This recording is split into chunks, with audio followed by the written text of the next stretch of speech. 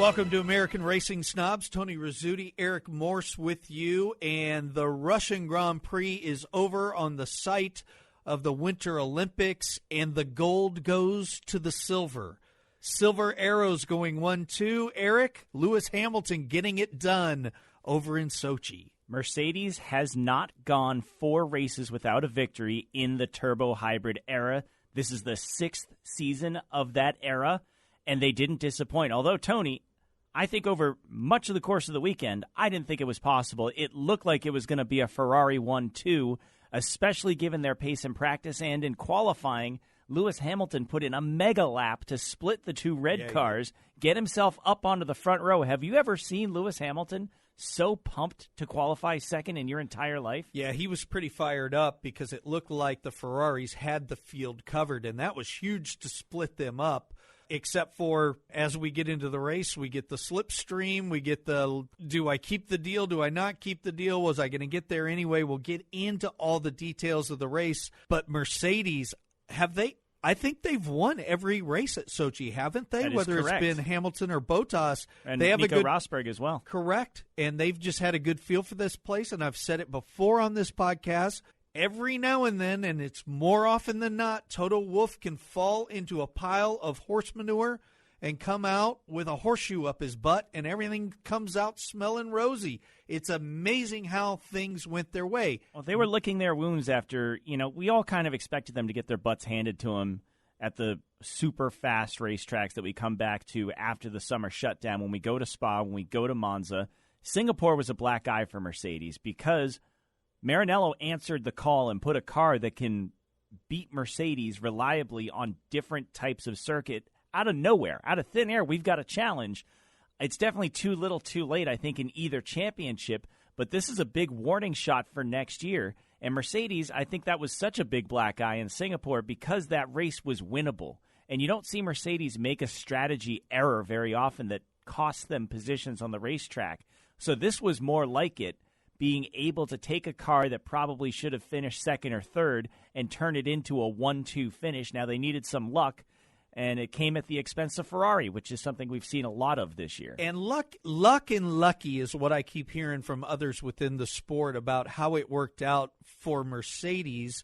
I know you came to me and you're like, man, how are you doing? Are you upset? And I was afraid you were going to be suicidal. I'm and actually really you were good. Oddly chipper. Yeah, I'm really good because I think the Ferraris legitimately had that pace. I think if Vettel's car doesn't have the problem, again, it's hard to play back a race and say, well, what if this, what if that? Because it wasn't long after that George Russell had the brake issue and slammed in the barrier. So we don't know when safety car would have come out. We know there probably would have been one. But I felt like the Ferraris had the Mercedes covered in race pace. But give Mercedes credit. The fact that they qualified on the yellow medium tire gave them that opportunity. It gave them that strategy to try to push longer and hope for a safety car. And we know if something goes wrong at Sochi, it's a safety car. It's a lot like Singapore. There's no real off areas to pull to the side and get the car behind a wall. It usually stops right into a barrier, and we have to either go with virtual or full. And in this case, it worked out for Mercedes. But credit Mercedes for coming up with a strategy when they knew they didn't have the fastest car. They are so prepared. They are so focused on the details to get to victory lane, and it pays off week after week after week. It did again this week. They put themselves in a position to be the beneficiary of that safety car, whether it was virtual. They create their own luck. I was sitting there going, if something happens on this strategy, Mercedes is going to be sitting pretty if they can get a free pit stop. They tried the same thing, a damage limitation in Singapore. I don't think that was their intention, but they found themselves sitting out front hoping for a free pit stop. In Singapore, it didn't come to light that time. But here they gave themselves a chance, and I think it would have been interesting to see how the race would have played out even if we didn't have the safety car, because they went opposite on the tire strategy, as you mentioned. They were going to be on the quicker tire at the end of the race if we looked at this as a simple one-stopper. The question was, where would Hamilton have come out? We never really know. I liked his chances to finish second before we had the safety car. I think he was going to get Vettel. Could he have passed Leclerc? In my heart, I think it probably could have happened, but having seen Leclerc be unable to do anything with Valtteri Bottas on equal tire strategy at the end of the race. First of all, credit to Bottas, but second of all, that doesn't speak well to your hopes of passing and slashing your way through the field to recover a finish, unless your name is, of course, Alexander Albon. We'll get to him later. Yeah. But in terms of the very equal race pace that we saw between Ferrari and Mercedes, Hamilton held on to the back of Charles Leclerc after Vettel took the lead. Vettel wasn't able to get so far down the road that it was obvious that Leclerc was damaging his tires or anything, but Hamilton was just as close to Leclerc as Leclerc was to Vettel. He was able to keep the pressure on, whereas Bottas was not, mostly because he got passed by a McLaren at the start. Let's go back to that start. I pointed out to you this morning, the cars on the clean side of the grid got jackrabbit starts. I think Vettel's was a little bit better than Leclerc's.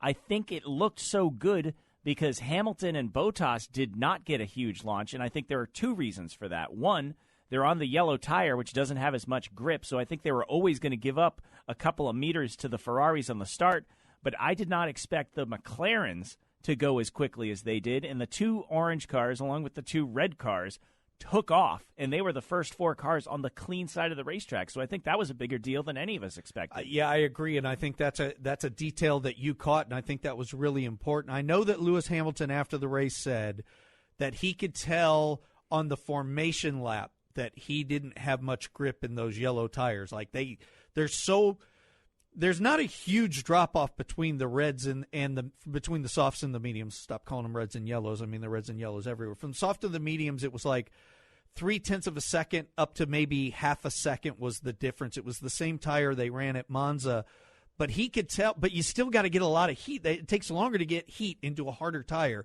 and he could tell on the formation lap, I don't have the grip.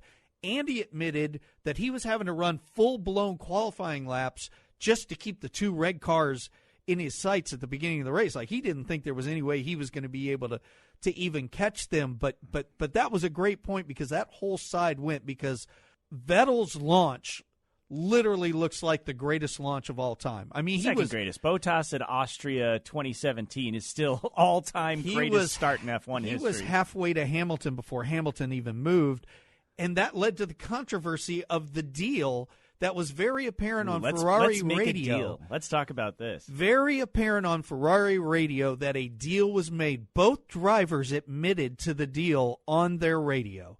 They both admitted to the slipstream that Charles was going to let Vettel get the slipstream, and that they would, if Vettel got by, they would swap the position. That was the deal. And you can hear it. And I know we had a lot of radio content last week. I didn't pull the radio this week just because to hear it all and really put it into context was going to take 10 minutes. It's just, we heard so much of it during the race. If you watch the race, you've got a very clear picture of it. It's so long, but it's Why very apparent. Would Ferrari do that? Well, it's very apparent from the Ferrari. They kept telling Vettel to let him go. You got to let him by. 3-second gap back to Hamilton. Let's do the swap and let him by.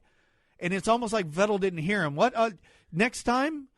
Yeah, if it's the same next time, I'll let him by. And then the next time by, head down, head down. Okay, we need to do it now. It's only a 2.5-second gap. And he doesn't do it. Sebastian was back to his winning ways in Singapore. This is another side of Sebastian from his past that we haven't seen in a while. 100%. This Machiavellian, dastardly, especially to his teammates. We were talking about this in disbelief, some of the commentators, and the first thing I could think of was ask Mark Webber what it's like to have Sebastian Vettel make a deal with you.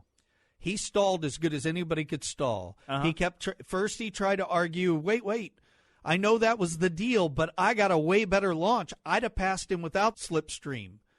And then it was like, what do you want me to, when do you want me to do it? That bought him another lap. Then the next time by, well, if he gets close, I'm going to let him have it.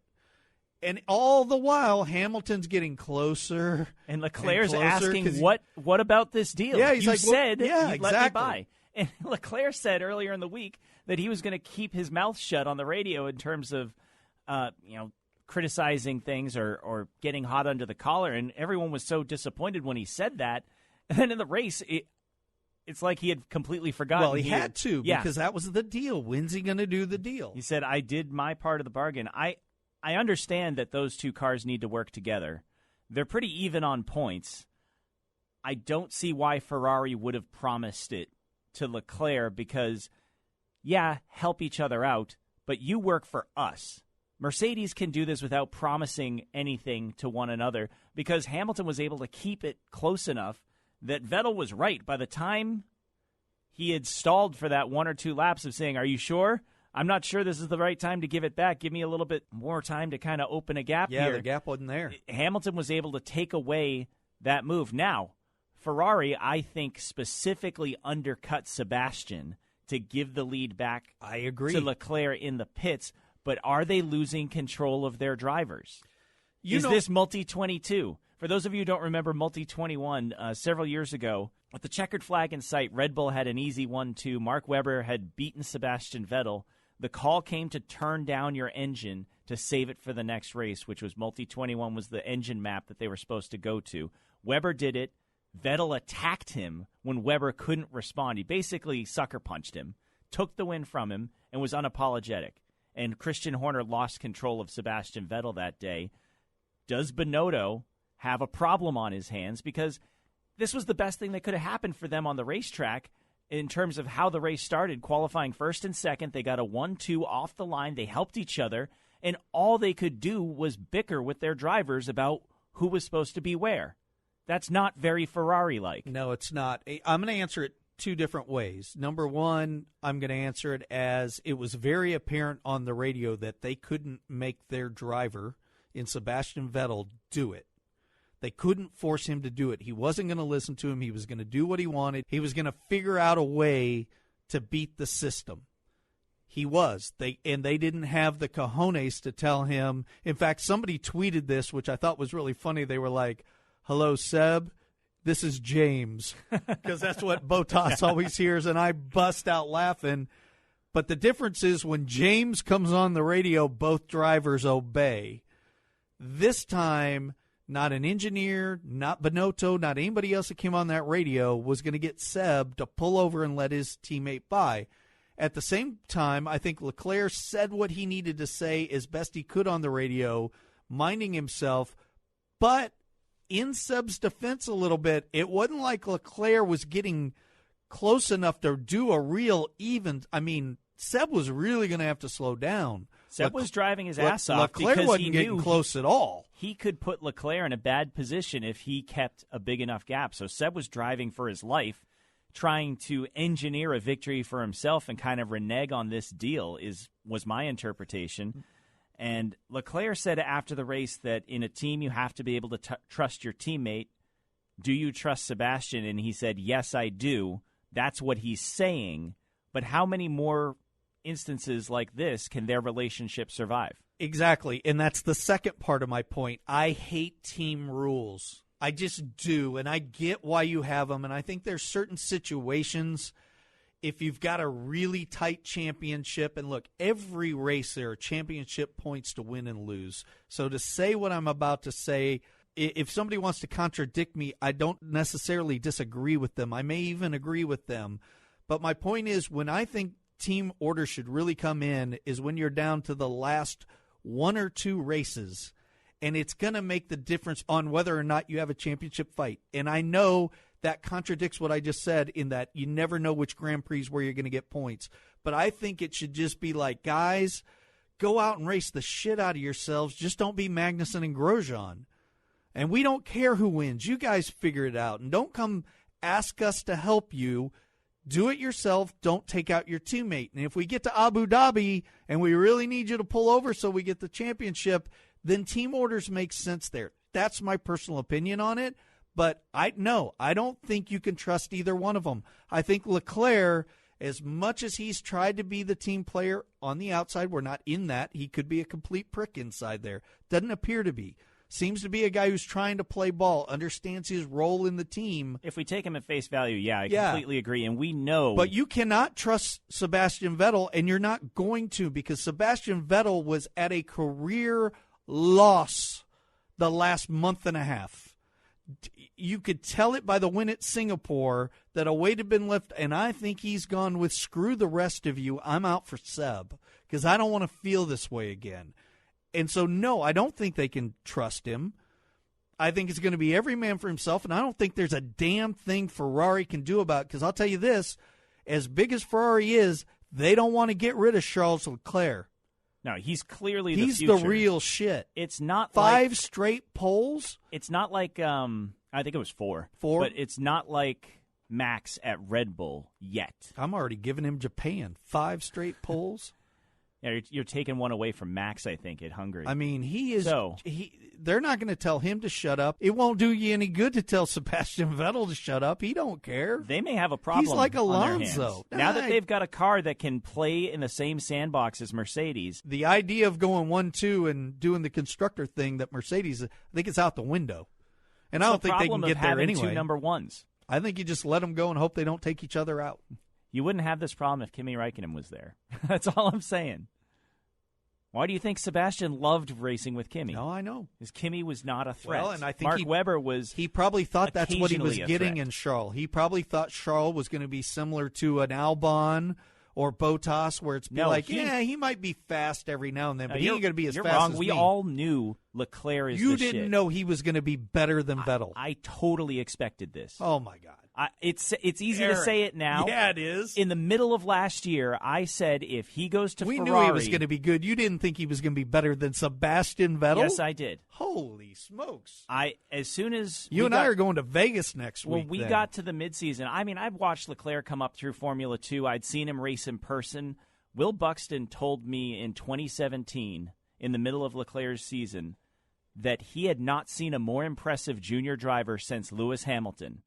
And that Lewis Hamilton may not be able to match what we're going to see from Charles Leclerc at the end of his junior campaign. Right. When he finished Formula 2, Leclerc was probably the best driver to ever come out of there.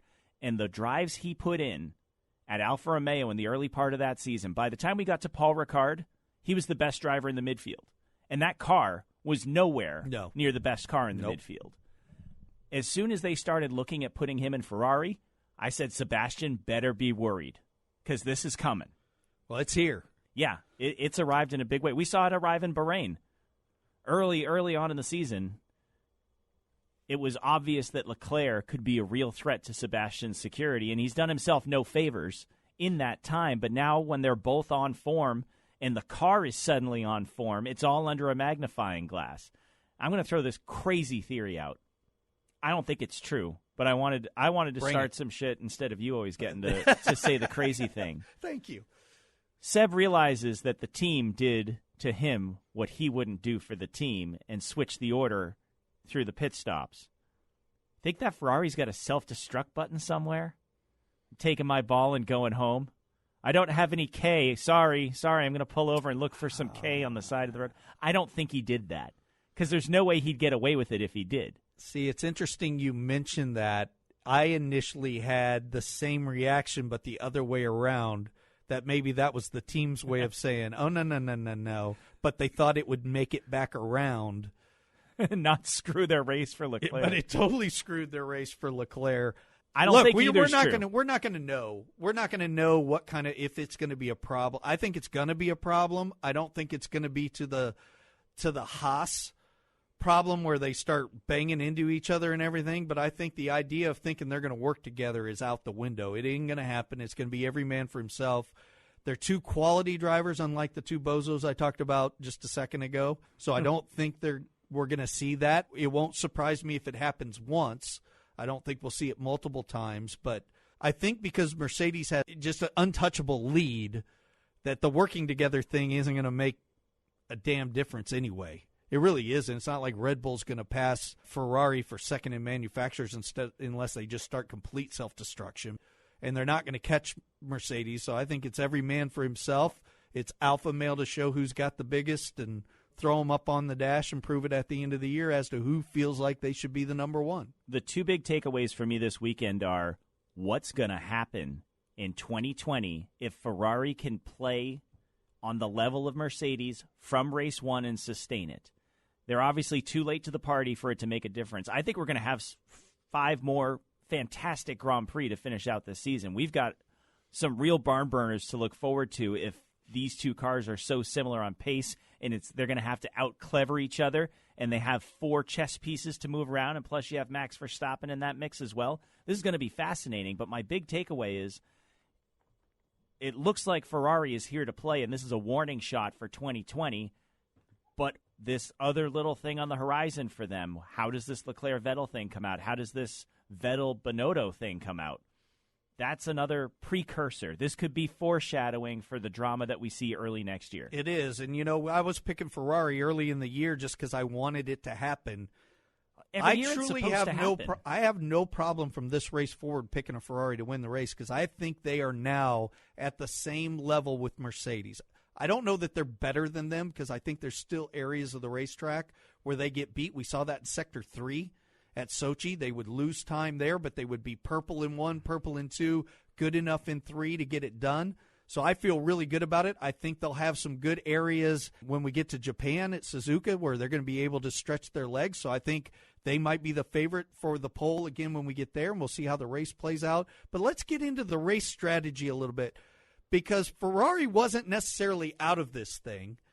They had a chance when was it the virtual safety car or the regular virtual safety car? The virtual safety car. They pitted and took him off of mediums, put him back onto softs. They didn't do that until the full safety car. On the virtual, they double stacked the Mercs, and they came out first and third. And I apologize for my timeline. I was driving back from Florida and watching it on my phone on the dash of my car, so I watched it, but all the intricacies. Car, by the way, Tony. Thank you. The interest for sale if anybody wants to buy a Ford Thunderbird. The intricacies of the race kind of in my mind are a little bit scrambled. But Leclerc, so correct me if I'm wrong because this is how I remember it. It was Hamilton, Leclerc, Bottas. With a 6-second gap from Hamilton to Leclerc. Hamilton's on softs. Hamilton is Bottas on brand new softs. Is on softs. So is Bottas. Leclerc's on the mediums after making the switch. Correct, with one car in front of him in a 6-second gap. They pit Leclerc to put on softs, which weren't new softs. They were a qualifying set of softs. So they only had 3 laps on him at most, with the idea being on the same tires, a little bit fresher, and plus the straightaway line. Speed. That's our only way we're going to race them. My question to you is, Eric, and again, hindsight's 50-50. It's easy to be a Monday morning Formula One driver. Do you think Ferrari did the right thing in giving up that one place position to put them on the better tires? At the time, I thought they were making the right call because they were going to pack up. He was going to be vulnerable to Bottas, who was on fresh tires, and right behind Hamilton. Now, I thought it was the right call as well. I don't think any of us expected track position to be as important as it was. It's always important in any race, and especially any Formula One race. But we've seen a lot of passing at Sochi in the past going down that long front straightaway, and knowing the strengths of the Ferrari. There was nothing. I was really expecting him to probably take 3 or 4 laps to gobble up Bottas, and then I thought it was going to be Battle Royale. My money probably on Hamilton, but I am a homer. That was how I pictured it playing out as soon as they pitted Leclerc, and I saw that he was still in front of Verstappen, and everyone was going to get bunched up. As soon as Bottas put in that defense of 4, then 5 laps, I said even if he gets Valtteri, his tires are going to be chewed from pushing while Hamilton is just managing a gap and saving something. I knew that the race had gotten away from him after about lap number 3. I can't believe that he was there with that Ferrari on the same tires as Bottas and couldn't do anything with him. I think that just speaks to how difficult the track is, and I think that would have played into Ferrari's hands with Hamilton's strategy had we not had a stoppage for the virtual safety car and then the full safety car in rapid succession. That was really strange, by the way. I've never seen anything quite like that. Yeah, it was really interesting, and if there is a weakness for Charles Leclerc, I believe it's on restarts. Because Sebastian Vettel caught him sleeping just a little bit on the first restart at Singapore, but on the second restart in Singapore, he pulled him by 20 car lengths. I mean, just flat out left him like he was sleeping. I felt like Hamilton did the same thing to him at Sochi, that he's tucked in right there, he's in distance, and all of a sudden the Mercedes were gone and he was late to attack. Did you see it that way as well? It feels like for whatever reason, he gets snookered a little bit, and he's young. Maybe that's it. Plus, Hamilton's one of the best to do it. I think the experience of someone like Vettel, someone like Hamilton, who has had to defend and attack so many races up at the front of the field in a situation with the safety car pulling in, that's where your experience can kind of show off, is at a restart like that. I don't think that Leclerc, it's a weakness, but it's definitely a room for improvement. Yeah. I don't think it would have changed the outcome of the race. I do think that, like I said, I'm surprised that he didn't get Bottas for second. In hindsight, if they had left him out, he probably finishes second. So they cost him a point or a position on the podium.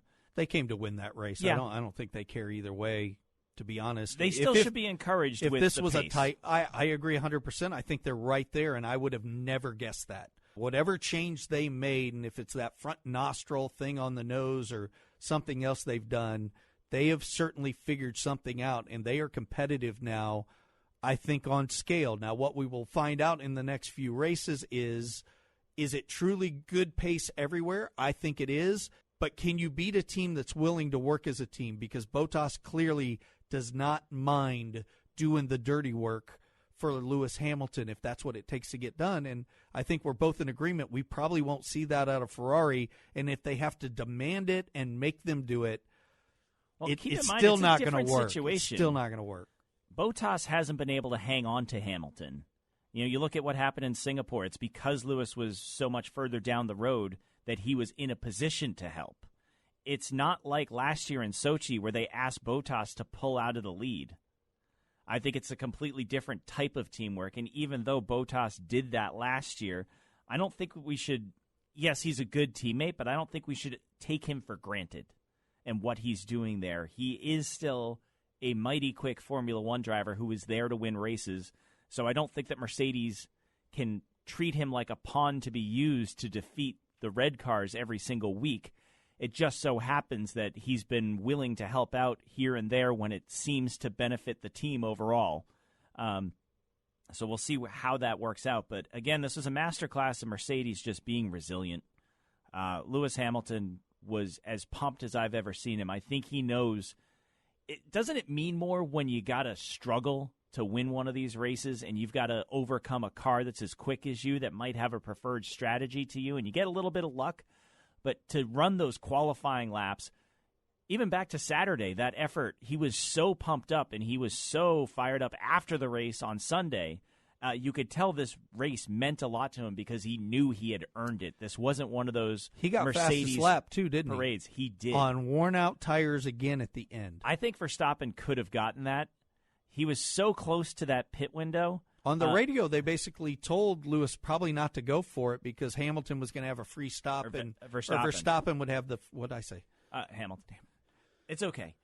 Maybe I'll edit that. Maybe I won't. Who knows? But that's impressive. Once again, at the end, with worn-out tires, after push, he finds another gear and gets that extra point. There's so much to Grand Prix racing because both Leclerc and Hamilton were talking about getting fastest lap, and you heard it on the radio of, I need to do a cool-down lap to prepare the tires and charge the batteries and get everything wound up so that I can make a go for it. So you need to tell me, do I need this, and what lap should I prepare for? Because there's so much a driver has to do in order to just make an assault at fastest lap. It doesn't just happen because, I really nailed that one. It's a concentrated effort. I do think that Red Bull left that point out there.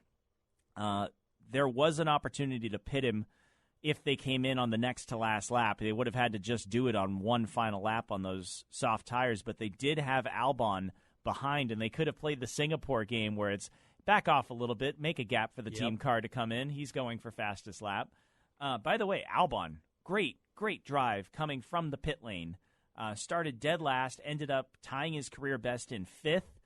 He was also a beneficiary of that safety car because it closed everyone up. I think he was on pace to finish a couple spots behind. He was well behind, I believe, some of the McLarens, and also Kevin Magnussen was up there flirting with 6th, 7th spot before the whole field got bunched up. And we should probably talk about Kevin Magnussen's day as well. Haas, frustrating day. They did leave with a couple of points, but not what they were expecting coming into this race, I think. To finish my previous thought, kudos Alex Albon.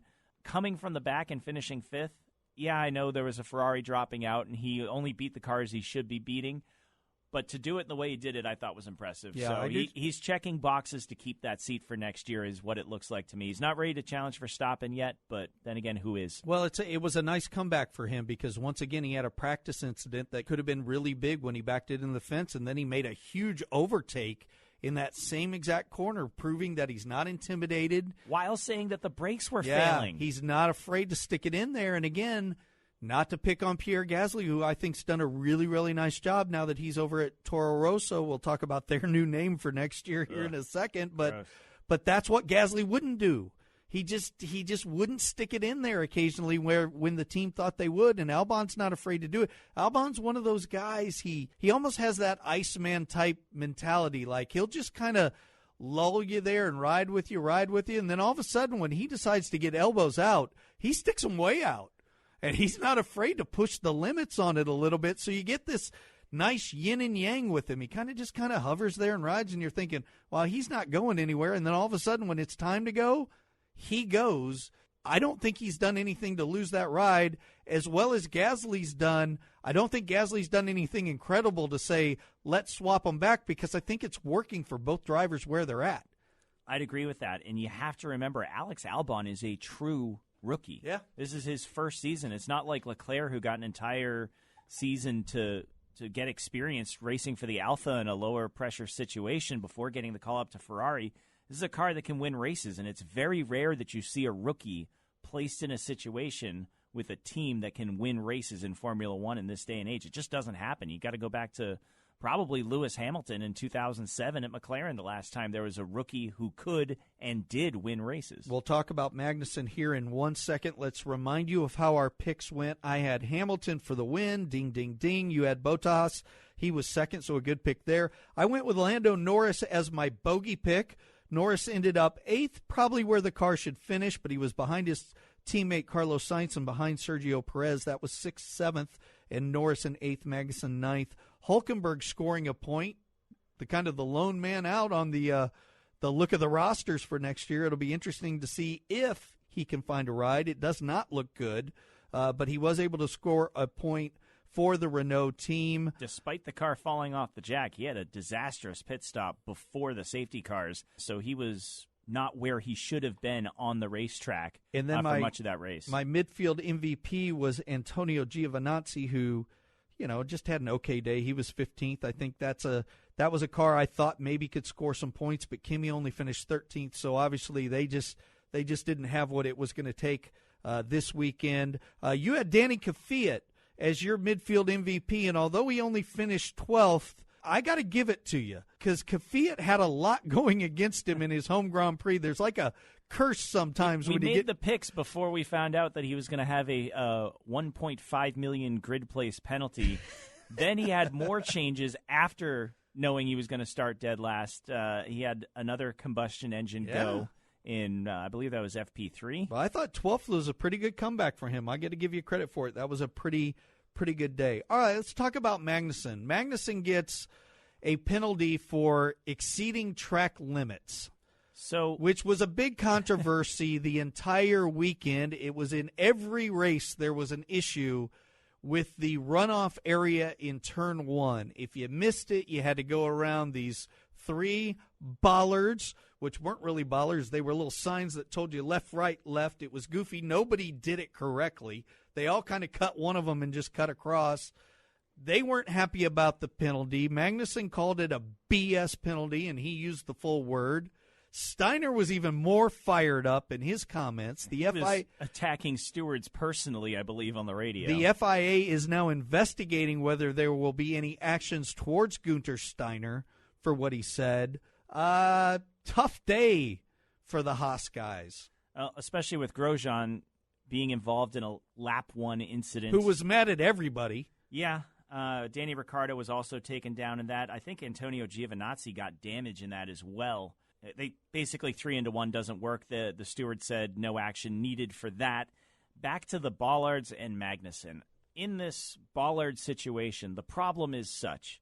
Depending on the angle of where you leave the racetrack, it may not be possible to get around both bollards. The problem is, if you don't go around both bollards and you come out at such an angle that you leave the corner early at the apex, then it's an advantage. You can just shoot straight to that bollard and it doesn't slow you down, and there's no penalty for exceeding track limits. If you lose the corner on the exit of the corner and go over the orange curbing, the angle may be such that it's not possible to get to the first bollard. And that's what Magnussen was arguing, was I didn't leave the corner before the curbs. I went over the curbs and therefore shouldn't have to get both bollards.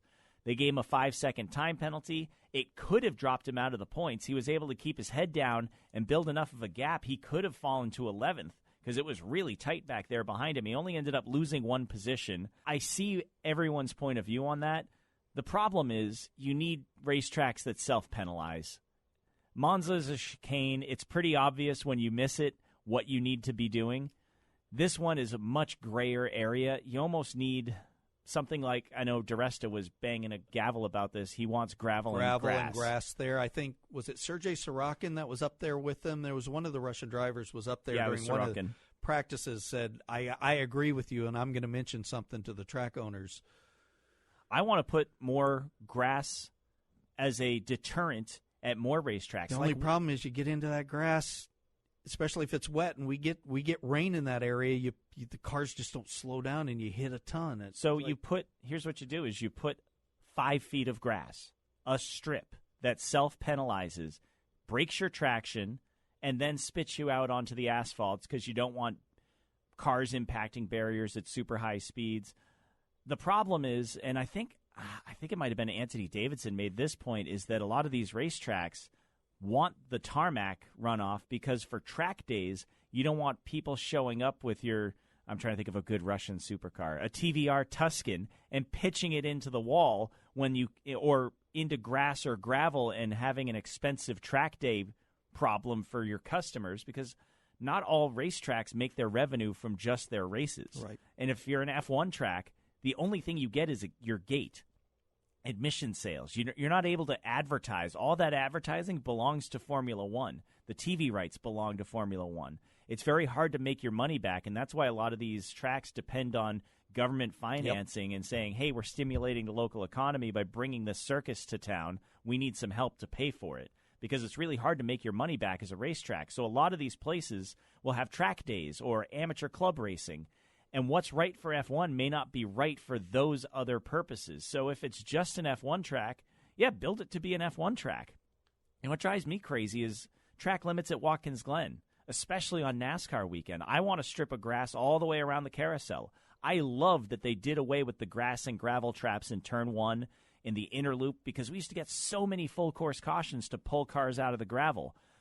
I still think that there should be a strip of grass before you get to this tarmac, so that driving over the track limits is self-penalizing. Take it out of the steward's hands. Are you talking on the exit of the carousel onto the NASCAR straightaway right there? Yep. I agree, because now they go way wide. They go way out there because they used to crash. They'd have huge crashes. I think it was Hornish and Jeff Gordon had a big one. Michael McDowell had one there that destroyed everything. Ryan Newman and Ricky Stenhouse had a big one over there. And every time something like that happens, they take away more grass and push the walls further back, and they're just neutering what makes these tracks cool. They were talking about that at Spa, how Puhan, you over-attack Puhan, that long, sweeping downhill left-hander, because you know there's a sea of tarmac if you run wide. You treat it very differently if you know it's grass. Yep. And I don't think it should be all grass. I'd like to, like I said, just see a strip so that you break traction. You might get some crap in your radiator. It's self-penalizing. I like that. Stewards' decisions are a necessary evil, but I'd like to take this one away from their hands if we could. Yeah, it'll be interesting to see how the FIA rules on the backlash they got from the boys at Haas. All right, we got to take a real quick commercial break. 40-minute mark again. I don't know how we do it. I got a couple of news and notes to talk about on the Formula One side. I know you have some info, so we'll take a quick break, and we will return with more American Racing Snobs. Here's your chance to win a set of your very own Hercules tires. Go to HerculesTires.com/MRN. Simply register, and each month we'll give away one set of tires. Hercules Tires has the value, selection, and industry-leading mileage coverage to get you wherever you need to go, no matter where the road takes you. Register now for your chance to win a set of Hercules tires at HerculesTires.com/MRN. Hercules Tires. Ride on our street. Welcome back to American Racing Snobs. I am Tony Rizzuti. He is Eric Morse. We're talking about the Russian Grand Prix at Sochi. Kind of wrapping that up with some news notes that came out of there. One big one, McLaren going to switch to Mercedes engines. Kind of back to them silver again? Yeah, kind of back to the way it used to be. And that's interesting because we had just talked, either one or two podcasts. I think 2 podcasts ago, we talked about McLaren demanding more clarity and what's the word I'm looking for from Renault? Transparency. Thank you, sir. From Renault about the engine situation. And then last week, Zach Brown was like, yeah, everything's great. They're being transparent. This is good. They're a great partner. And then 1 week later, nope, we're switching back to Mercedes. So interesting play there because have you now kind of maybe, I don't know, they started talking about Fernando Alonso again if you're going to be switching back to Mercedes. It just got interesting there for a while. The weird part is they've got such a long lame duck period with Renault. This could get very uncomfortable. It could. I was rewatching some of the Netflix series this past weekend, and the banter between Cyril Abiteboul and Christian Horner as they were leading up to their decision as to what Red Bull was going to do moving forward. They ended up choosing Honda, and things got very uncomfortable between them. Yes, it did. Remember, this is the only team that Renault supplies. So unless they do a deal with another team, no one will be using the Renault power plant with the exception of the yellow cars. Do you think that's a good thing or a bad? It depends how good the engine is. Yeah. I don't feel like they're spreading their resources too thin, especially since when you sell these engines, it's benefiting your team. Yep. It's just more money coming in and gives you more data to work with. It may hurt them on that, but then again, it may force them to concentrate on other things like making a better car for Danny Rick. I guess not a burden on Mercedes to take on 2 more teams worth of Formula One engines? Unless they end up, 2 more cars. Yeah. Usually there's an ebb and a flow to this.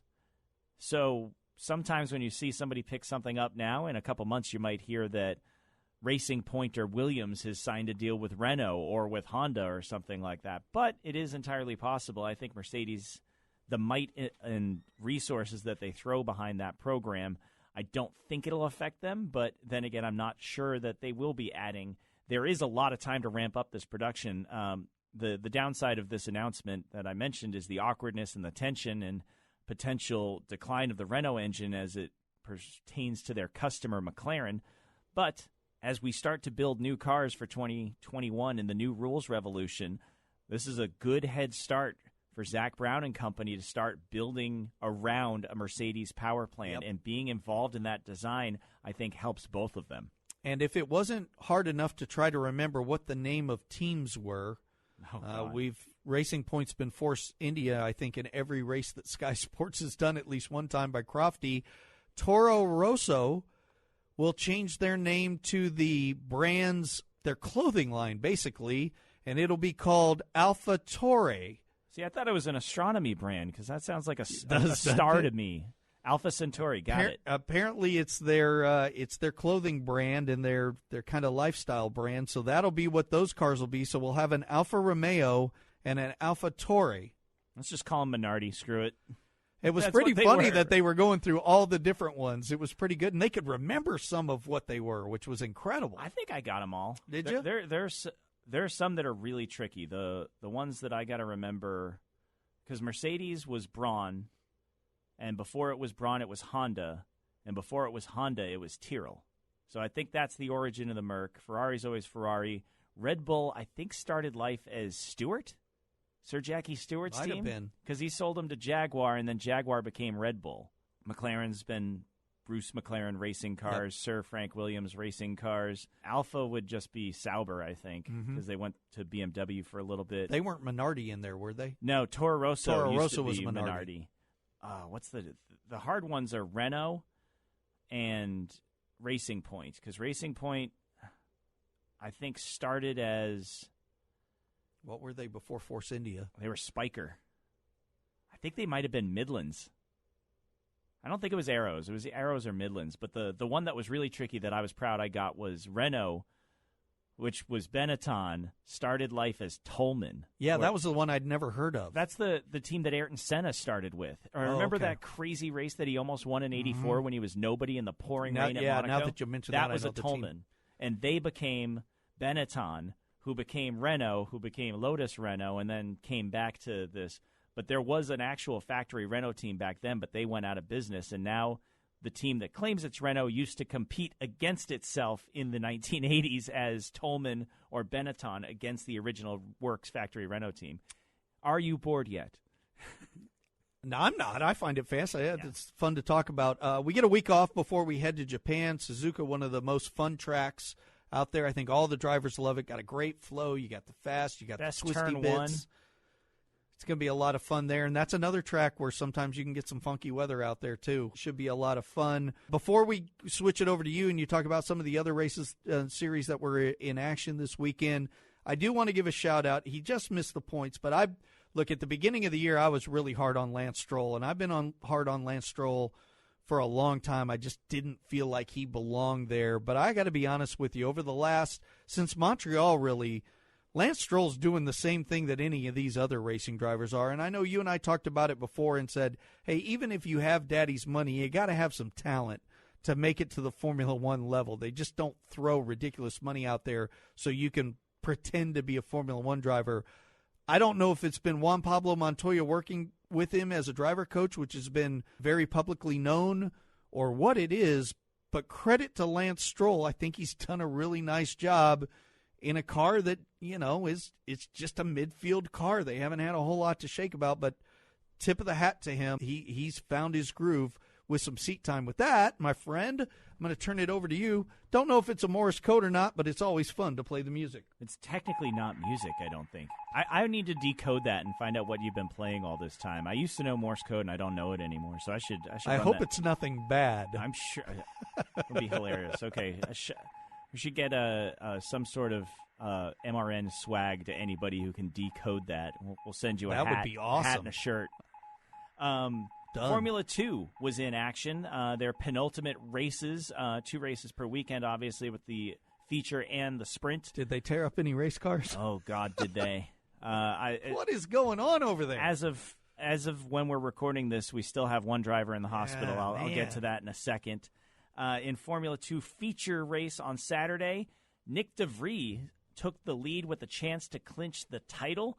However, there were a number of drivers going with an alternate strategy. They went to the hypersauce. Remember those? I do. The pink-walled ones? Yeah. They still exist in Formula 2. Wow. And they only last 3 laps. So a lot of people started on those and then pitted immediately, while as the people who took the alternate strategy started on, I think it was the mediums, and just tried to go until there was like 2 or 3 laps to go. So it was really hard to tell where everyone was going to come sorting out. It ended up cycling back to Nick De Vries at the end of the race. He wins the race and the championship. He will be making his way to Formula E as a factory Mercedes driver when their season starts up in December. Unfortunately, Artem Markelov was an early retirement, and his return to the series, filling the car driven by Antoine Hubert.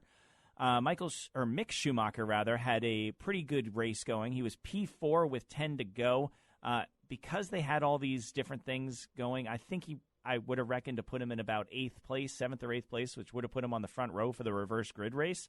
However, he had a big smoking engine problem. It was so weird. There was smoke just pouring out of this car, and he didn't slow down any. He was still catching the guys in front of him, but finally they had to pit him. It looked like he was going to try to push through it, though, like it might have been an oil leak, but he eventually had to retire the car, and that pretty much ruined his weekend. Did I see there was that Ralph Schumacher's son was out there as well? I don't that know was if in it Formula was 3. Yeah, David Schumacher made his debut in Formula 3 this weekend. In race number 2, everything went crazy on the start. Luckily, everyone's going to be okay, unlike what we saw in Spa-Francorchamps. Essentially what happened was this. We had baller drama. We had the top 2 cars go into turn 1, trying to draft off each other and be the last of the late breakers. It was Jack Aitken and Nikita Mazepin, the hometown hero from Russia. Neither of them made the corner. Aitken was on the outside, so he got to the bollards first. It looked like Mazepin went a little bit further, and he kind of tried to do what Magnussen did and just hit the second bollard. He crashed into Aitken, and that spit him out into traffic. And Nobuharu Matsushita, who was poised to inherit the lead as the top 2 cars had gone off and were going through the runoff area, He speared off and just tagged him into the wall in a violent and vicious wreck. Luckily, there were no broken bones. Both drivers, Mazepan and Matsushita, were taken to the hospital. Nobuharu was taken there overnight. I was looking for an update just a few minutes ago.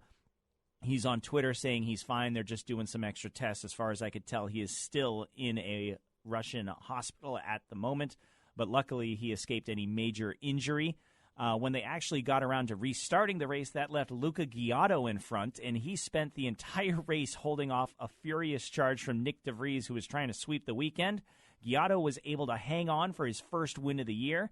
Callum Ilott came home in the third position. By the way, in the aftermath, the stewards ruled that Mazepan was wholly at fault for causing that incident. He was given 4 penalty points on his license and a 15-place grid drop for the final feature race of the season. That'll be Abu Dhabi in December, so we got a little layoff here. I'm so disappointed they're not coming to Austin. They usually don't like to pack up those cars and send them over oceans. They pretty much stay to the European and Asian races. They don't go. I wonder what I'll get there. Figuring Porsche Cup and something. Yeah, usually maybe F3 or maybe the American F4 or whatever. Yeah, something like that. You might get a Pirelli World Challenge. Yeah, that'd be all right. Lamborghini Super Trofeo. Sure. There'll be lots of loud noises. Don't worry. Loud noises. Who's your concert there? Imagine Dragons and then Pink. I hope the cars are loud. By the way, you know those old Chuck Norris jokes? Yeah. I think you could do one with Lewis Hamilton could double stint a set of hypersofts at Sochi. It's about right, isn't it? Right now, yeah. He's doing everything right. You can just replace all the Chuck Norris with Lewis Hamilton. You know Chuck Norris's son races cars? Yeah. Yeah, Eric was a K&N West Series champion maybe 15 years ago. Mm-hmm. I interviewed him once for ESPN the magazine just as like a laugh piece. I asked him what his favorite Chuck Norris joke was. Which one was it? He said, "They said my dad once went to the Virgin Islands. They're not virgins anymore." That's good. Back to the business of fast racing cars. I saw something cool on Friday. Joseph Newgarden turning hot laps at Charlotte Motor Speedway on the that got a lot of buzz. It was awesome.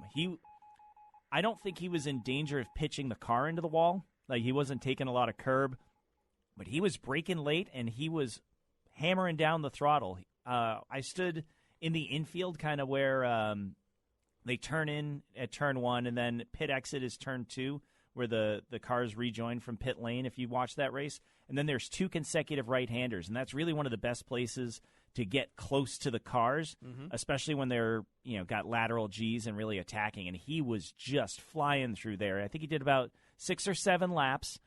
He said there's probably another second or 2 in it, but he really wanted to give people a sense of how fast these cars can go. It's been a long time since we've seen open wheel in Charlotte, and I don't think anything's imminent in terms of an announcement about getting some other races on the Roval, but there have been talks with the track with both the IndyCar executives and IMSA. So we could see some more snobby racing coming to the Charlotte area, which is a good thing for you and I. I know there were several people, including Newgarden, that said they would love to see a NASCAR IndyCar double, and that makes usually all the snobs scream out, "No!" I think it's so great fellow for all snob, of us. what do you think? Let's do it. Listen, racing is racing, and even if it's not your cup of tea. Not on Twitter, it's not. No kidding. I think that it can only help both series. You might make some new fans on both sides of it, get some NASCAR fans to kind of appreciate the finer points of what open wheel racing's about, and maybe some open wheel fans, they might think it's more like WWF wrestling, but it can still be entertaining. I think that it's a win-win. If we can put our differences aside, I think the opportunity to make new race fans on both sides of that divide it's a no-brainer. Yep. I'd love to see it. Our friend Simona Di Silvestro is in the news. She has joined the Porsche Formula E team as their testing and development driver, and that is in addition to her duties in the Australian supercars. So I don't think this means that she'll be leaving the land down under, although I do believe that there is some restructuring coming to the team that she's driving for right now, so we'll keep an eye on the Swiss Miss. She had previously driven in Formula E, I believe, for Andretti Autosports team 3 or 4 years ago, And recently she was a testing and development and simulator driver for the Venturi team. So now she's with the Works Porsche team, and she is the first professional female driver on a factory Porsche team. I know people like Sabine Schmitz have raced Porsches with success before, but it was never a factory-backed effort like this FE team is. So congrats to Simona, kicking ass and taking names as she usually does. Did you happen to see the picture of the Napa supercar that Hinchcliffe and Rossi are going to drive over there? Did, number 27. Sharp looking. It looks Is that like a Holden? I couldn't tell. If it's a Walkinshaw, then yeah, it should be a Holden. Yeah, it's not a Mustang, and I believe our friends at Nissan, this is their swan song this year. I think Simone is currently one of the Nissan drivers, and they're talking about reshuffling some of the existing teams over there. I do believe Nissan's on their way out. But yes, that should be an Andretti Walkinshaw Holden. NASCAR by chance? I'd be surprised. I think if we were going to I think if we were going to see a new manufacturer, it would be Honda, but they've talked to several of them. They won't say which ones they were, and none of them are necessarily on the cusp of signing to come race over here. But I do believe Nissan was one of the ones that they've had conversations with. I don't think it's imminent, but then again, I never thought I'd see a Toyota Supra racing in the NASCAR Xfinity Series. That's still taking some getting used to, especially when Earnhardt was driving one. Yeah, that's about Earnhart and the Toyota Supra. That is just worlds colliding right there. What else you got? I think that's all I got. We've got a quiet weekend coming up this coming weekend, and then with IndyCar being over. But we do have a big weekend in 2 weeks when F1 goes to Suzuka, one of our favorite tracks. Yep. Petit Le Mans will be going on race all day Saturday. It's a great race. That's a really solid weekend lineup. You can spend all weekend catching up on free practice, watching Petit Le Mans, and then switching over to the Grand Prix on Sunday morning. Yeah, I wish I could go to Petit, but I have to go to Martinsville, Virginia for the big late model race. Ooh, that is the opposite of snobbery. Yes. Well, do we know if occasionally you have to dip a toe back into the southern stuff. It's a shame that's the same weekend as Petit, because now we can't get Jerome and Blika Mullen to come up the road up I-85 to come join you. That would be a hoot. Yeah, that would have been fun. But, hey, man, good show. Great Grand Prix this weekend. And as always, we just urge you, if you'll subscribe to the show or leave us a comment. We love to hear from you guys. We get them on Twitter every now and then. We haven't seen too many on Facebook, but be sure to leave us a comment. Even if you don't like the show, let us know how you'd like to see it turn out better. We're growing like crazy. Every week we do the data on this, and more fans are tuning in, so thank you for that. But we'd love to get some interaction with you. We love to talk to our fellow snobby race fans. All right, that'll do it for today's show. But once again, thank you so much for joining us. For Eric Morse, I'm Tony Rizzuti, and we'll talk to you on another edition of American Racing Snobs.